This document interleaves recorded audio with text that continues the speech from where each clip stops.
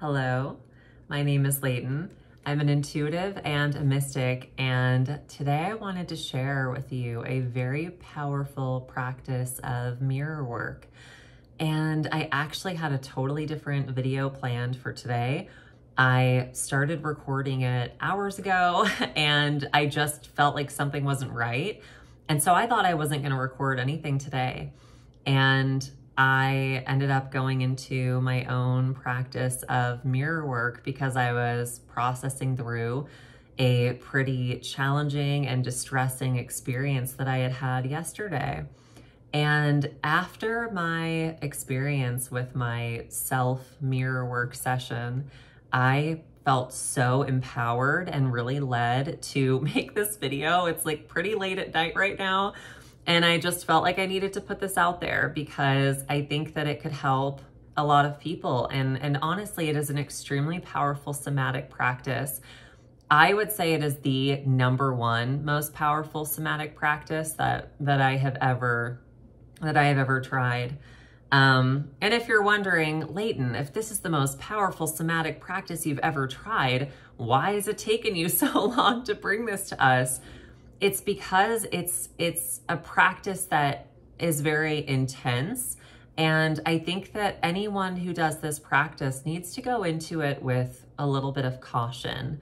Not that there's anything bad that would come out of it, but it's an intense experience. And I try to kind of lay the groundwork first with somatics, because as I said in my latest video on somatic experiencing and somatic release, there is kind of this almost like an addiction within the trauma healing community where people want the thing that is the most intense, the most effective, and they want to dive right into it before they are ready. So my disclaimer for this video is if you do not have a foundation in nervous system work, if you are not building up resilience in your nervous system, if you have not done any somatic work in the past, please do not start here because it is a very intense experience and it's something that can be extremely beneficial. But if you aren't prepared for it, there's a possibility that it may just be very emotionally triggering, or you may not really know how to handle or process the experience. Or maybe nothing will happen at all and you just feel silly and stupid because you haven't been laying the foundation and already developing a practice of speaking over your body, speaking over your nervous system, developing this relationship with your body and with your inner child. And I think that probably would have been my biggest issue before I learned about any of this stuff. I probably would have dove head first in with the practice that I thought was going to be the most intense and either felt really ashamed and weird and goofy while I was doing this, or I would have been immensely triggered and not really known how to integrate the experience after. So it's not that there's anything wrong with being emotionally triggered, but we need to have the capacity to deal with that. We need to have the capacity within the nervous system. We need to have, I'm like pulling my own hair. We need to have enough resilience within the nervous system to be able to integrate these difficult experiences, because if we don't, then it's just added stress and trauma on the body. So that's my little disclaimer. And now I'm going to get into my most favorite somatic practice ever. This is a practice that is so close to my heart. And it's, I can't even begin to stress the benefits of this kind of practice. So I guess I'll just tell you what I just did before I decided to film this video. And this is one of those somatic practices that I kind of reserve for specific times. You don't want to overdo it. You technically could do this practice every day, but I'm not sure that it would necessarily be as beneficial because the body and nervous system can get used to things. And this is kind of one of those practices that allows us to really do parts work in a very kind of hands-on, more, that's not even the term I'm looking for. It's more palpable, I guess. It's kind of like literally right there in your face.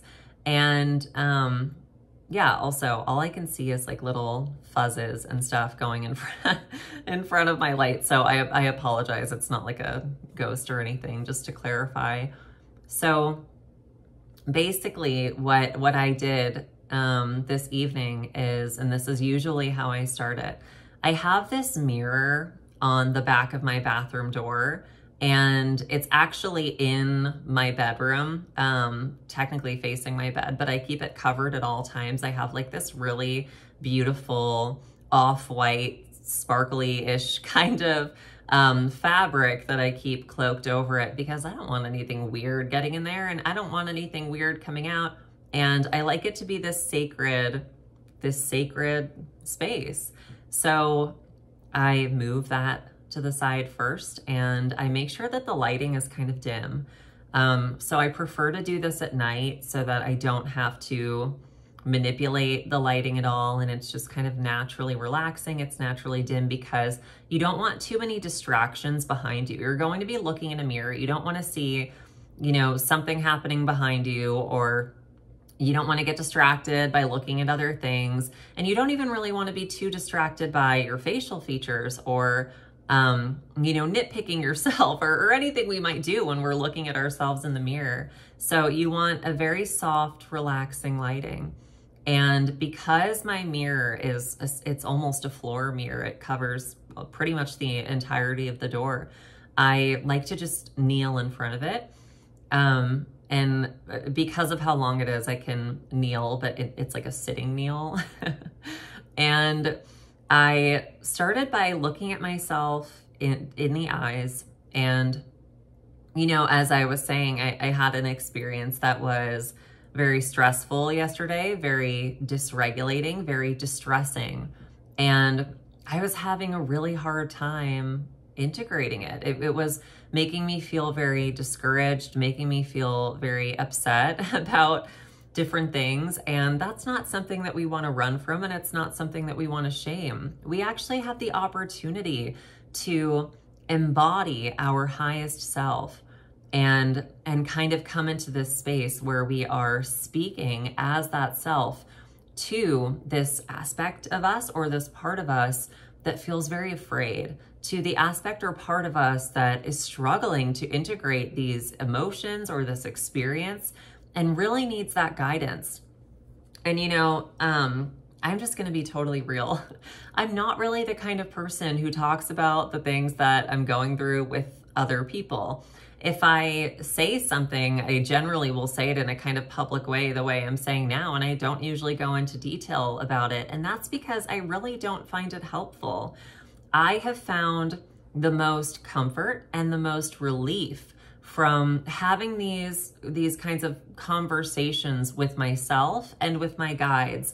And that's completely okay. So if you're the kind of person that feels like you have, you know, spoken to so many different people, or your friends or your mom or your therapist, and you just feel like you can't get past something, sometimes that's because the conversation needs to be between different aspects within yourself. And I don't mean this in a fragmented way or in a weird way.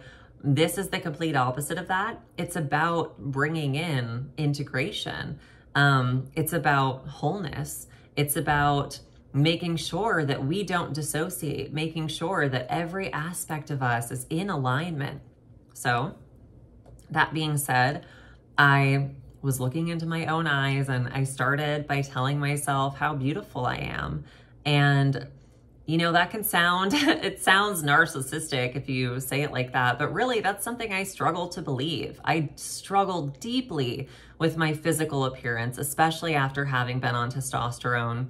And I really lack confidence in that area.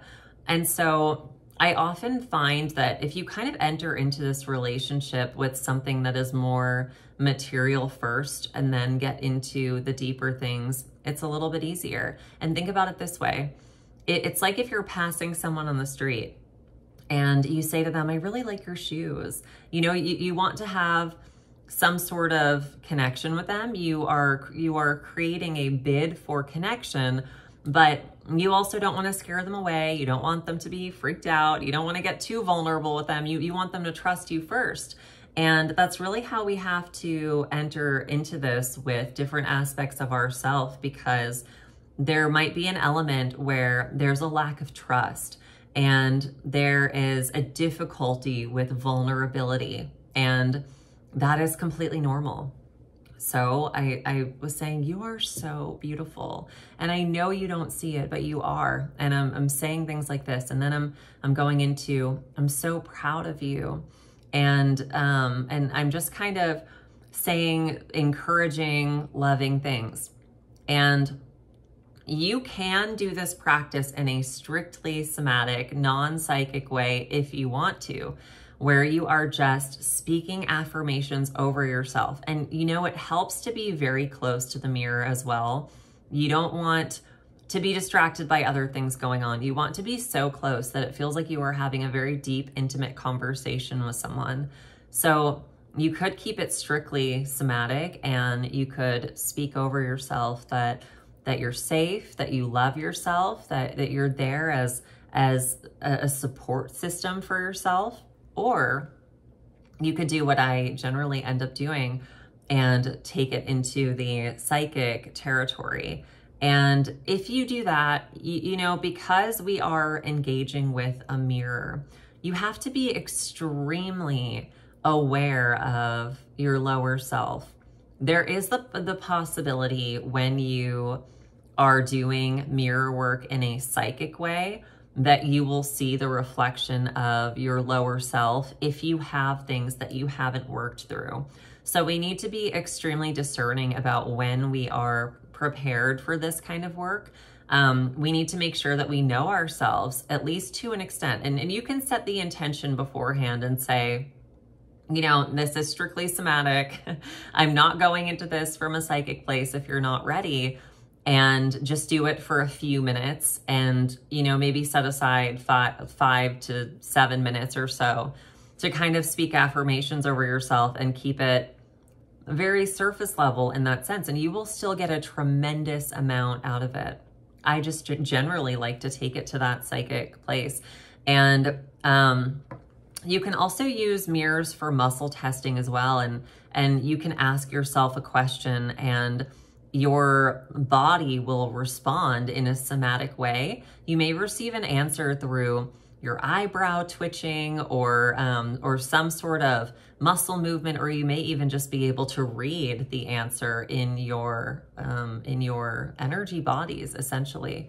So that aside, I began to really enter the heart space, and it's kind of hard to not do that anyway when your nervous system is hearing things like, you're beautiful, I love you, I'm so proud of you, I support you, look at what you've done.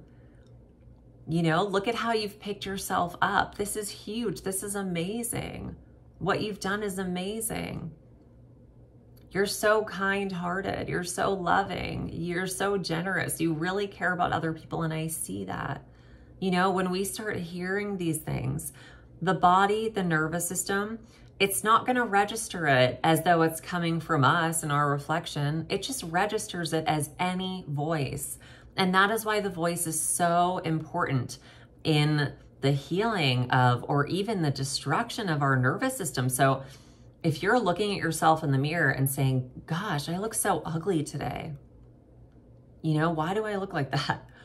I need to get Botox, or I need a nose job, or I can't believe I look like this, or I'm so stupid. I'm so stupid and everyone can see it. You know, when we are speaking things like that over ourselves, the nervous system hears it. It responds. It knows that something's wrong, and it takes it on as if it's its identity. And it creates this sense of shame within the whole body. So what we're really doing is we're working to unravel that shame. We're working to build trust, and we're working to create space for this very deep relationship with the self. where anything can come up, because there's this intimacy there now. There's this deep love. There's this deep trust. So once you're kind of in that heart space, if you want to take it to a psychic place, and like I said, I usually take it to a psychic place, you can kind of enter into this space where you're allowing your higher self or your guides to kind of speak through you. And, you know, it's not really channeling. These are things you already know. It's coming from your heart space. It's coming from the Akashic records that are within your body. We're just accessing things that are already there. We're not pulling them from some outside source. So, and it's the same with muscle testing too. If you do any form of muscle testing, you are pulling from this cosmic memory that is, it's embedded in every aspect of your body. It's in your nervous system. It's in your bloodstream. It's in your cells. It's in your heartbeat. It's in everything. And so we need to be approaching it from that understanding and knowing that, and really setting the intention that we're not connecting to anything else. This is about the connection between you and yourself, different aspects within yourself, or you and your higher self, you and spirit speaking through you, which again is inside of you. Solar forces are no longer this external thing that we have to use all of these different technologies to attempt to connect with. They're within us. Christ is within us now. So all of this, everything we experience is going to come from within. And usually when this happens, I will start to receive messages, and they are coming from my reflection. And again, this is why we need to be very mindful of our lower self. And you need to be very discerning as well, because if you're not in a good place, if there's a lot of darkness around you, if you're struggling with addiction or really struggling to kind of release things from the lower centers, you need to have enough resilience to where you can see or hear something that is reflective of that lower nature, and you can respond to it appropriately. And I'm going to give an example of an appropriate response. There was one time where I was doing this work and I saw my lower self in the mirror looking back at me, and she looked scary. And it was a really unsettling feeling at first, where I'm looking at her and I'm thinking, like, my first response is just repulsion. It's no, get away from me. I remember you. I don't want anything to do with you. You know, that's my first response. And I'm sitting there and I'm sitting with these uncomfortable feelings, and I'm letting myself feel uncomfortable, and I'm letting myself feel uncertain about how to proceed. And I realize what I need to do. And that is to look at her and say, I love you. Even though you did these things, I love you. Even though you were struggling in this area, I love you. I'm not afraid of you. I love you. I'm not running from you. I love you.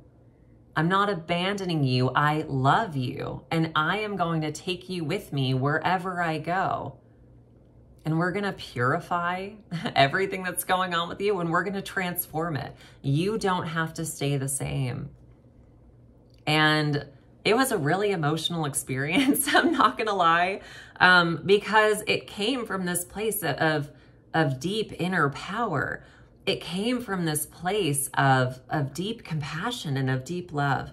And if you have ever done an entity removal or an exorcism or anything of that nature, or even just a healing on someone, then you know that the channel that we work through with that is one of compassion. It's one where we can place ourselves in this person's shoes. We can empathize with them deeply. We have love for them. We have grace for them. And it is in holding that compassion that we are then able to absorb so much darkness. And we're not absorbing it in the sense of taking it on and now it's just attached to us. We're absorbing it through us. It is being purified through us. It is being cleansed through us, because it can't stay the same in the presence of Christ. It can't stay the same in the presence of compassion. It just can't. And so that was huge for me to have that experience and to be able to have that interaction. And instead of, you know, putting my curtain back over my mirror and being like, screw this, I'm not dealing with her and I'm not doing this, I decided to love her, and I decided to pull her into myself and to purify her, you know? So this is a practice that is very important. And it's a practice that we need to be extremely careful about how we kind of engage in this, but we also shouldn't be afraid of it. And when I was deciding whether or not to make this video, that was kind of the conclusion that I came to, is that this is a practice that is so deeply transformative. I mean, it's truly incredible. And it's so regulating for the nervous system. It builds up so much resilience in the nervous system. There is no other practice that I've tried that builds up this degree of self-trust and self-safety. However, when the psychic element is involved, like with anything else, like if we are interacting with some sort of entity, or we're channeling, or we're doing mediumship or trance work, or whatever it may be, like with anything else, we need to see clearly. And something that I actually spoke about in a blog post I posted the other day, where I was talking about psychic abilities, psychic development, and, you know, what is the purpose of it? Why do we do this? What is clairvoyance? And I was talking about why we have psychic sight and how it's about this need and this ability to see ourselves clearly and to see the world clearly, and how it's essentially our integration with truth. We don't have blinders on anymore. We're not blind to the world anymore. We are sober-minded. We have clarity. And that's really what clairvoyance is it's clarity. It's being sober-minded. It's engaging with yourself in the world in a way that is truthful, in a way that mirrors our integrity. And so when we're doing any kind of psychic work, and when we're doing this, we have to know that we're going to see. If you go into it with the intention to see something in yourself, in your being, in your astral body, in your past, chances are you're going to see it. So are you ready to? Are you ready to handle what might come forward? How are you going to react? How are you going to react if you see the parts of yourself that you've hated and loathed for so long? The things that you've done that made you feel like you wished that you had never been born, or wished that you weren't alive. We have to be able to show up for ourselves in that state. Because it's easy to show up for ourselves when we're thriving, when we look good that day, when we feel like we've been our best self. But what about when we haven't? What about when those memories of 5 years ago come up? Memories of 10 years ago come up? Memories of 20 years ago come up? And we remember the things that we said to people, or the harmful actions that we committed, the drugs that we did, the people that we slept with. How are we gonna face ourselves then? How are we gonna approach ourselves then? And this is probably the advice that I give out the most when I'm talking about anything with healing trauma and working with the nervous system. You may have to interact with yourself the way that you would interact with a little child, because that is most likely going to be where we are the most gentle and the most loving. But you can also think, how would I interact with my spouse? How would I interact with, my mother or my child? Someone that I really love. How would I interact with my best friend? Would I say these abusive things? I hope not. Would I commit these abusive actions? I hope not. And if they came to me and they told me that they were feeling bad about themselves, they were racked with guilt over things they'd done in the past, they felt sick to their stomach over these experiences in their life that they couldn't control, they just went through something traumatic, or they went through something horrific, they experienced a death, and now they don't know how to go on, how would you respond to them? And this is how we need to begin to engage with the self. It's not narcissistic. It's love. It's loving. And when we're loving to ourselves, this is how we have the capacity then to turn around and be loving to other people. So it kind of takes us full circle. So that's that with mirror work. This is honestly a really large topic, and it's something I have considered maybe creating a course on or something in the future, because then I could easily go into all of the different prompts that can come up, the ways that you can muscle test in front of the mirror, how to know, what kind of responses you're getting back, all of these different things that go into it that I really don't want to cover in this one introduction video. So let me know if you would be interested in that. If you've ever done any kind of mirror work in the past, let me know. Also, mirror work can also be used for psychic protection and all of these other things that, if you've worked with me before, we've probably been over this, and you've probably done some mirror work exercises, specifically if you've worked with me on psychic development, because that can be a huge part of it. But for now, I'm just going to leave it at that. And thank you for listening. Thank you for being here. It means the world to me that I can actually have an experience like the one I had this evening that was just very beautiful and comforting. And then I can turn around and share that so that hopefully someone else can have that experience. So if you have any experiences with mirror work that you would like to share, please leave them in the comments. I would love to hear them. If you enjoyed this video, don't forget to like it. And thank you so much for being here.